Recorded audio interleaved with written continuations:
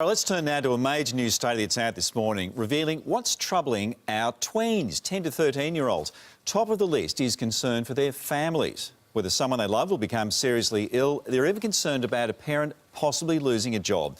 Today, psychologist Sandy Ray joins us now. Good morning, Sandy. This was a study of Australian children, 10 to 13. Are you surprised their main concerns weren't about their looks or their friends, but what's actually happening at home? Look, I'm not surprised at all because, I mean, what is the most important part of life for a young child? And that is their home life. You know, their guidelines, their values, what's happening in the world around them is all fed through their parents. And this study is a absolutely significant piece of Australian research. It involves over 10,000 families and children and started in 2004 and it's going right through to 2022. So we're going to get an enormous amount of information. And I guess the overarching benefit of this particular type of research is that it informs us about how to support children, how to support families.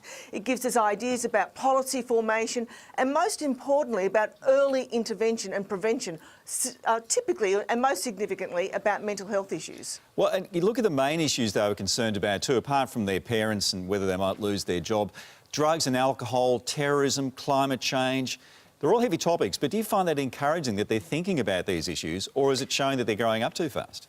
Look, probably not too much, neither really. I think what the real issue here is that, anxiety is a normal part of life. We don't want to stop children from understanding what anxiety feels like. That's not the goal. But the issue here is that what we're finding is that children who are informed too much are feeling overwhelmed. We know it does lead to excessive anxiety and depression, and that carries through to adulthood. So what we need to understand is if we're giving children too much information on terrorism, we're giving them too much information about parents fighting, job loss in the family, mental health issues in the family, that we need to safeguard children. We know that from previous research that young children who are exposed to ways of media information about traumatic events in the world actually experience post-traumatic stress syndromes: bedwetting, nail biting, school refusal. So I think that one of the most overarching messages here is that we need to safeguard the sort of information we're giving young children. It shows the kids are listening when parents think they're just talking amongst themselves. So what can parents do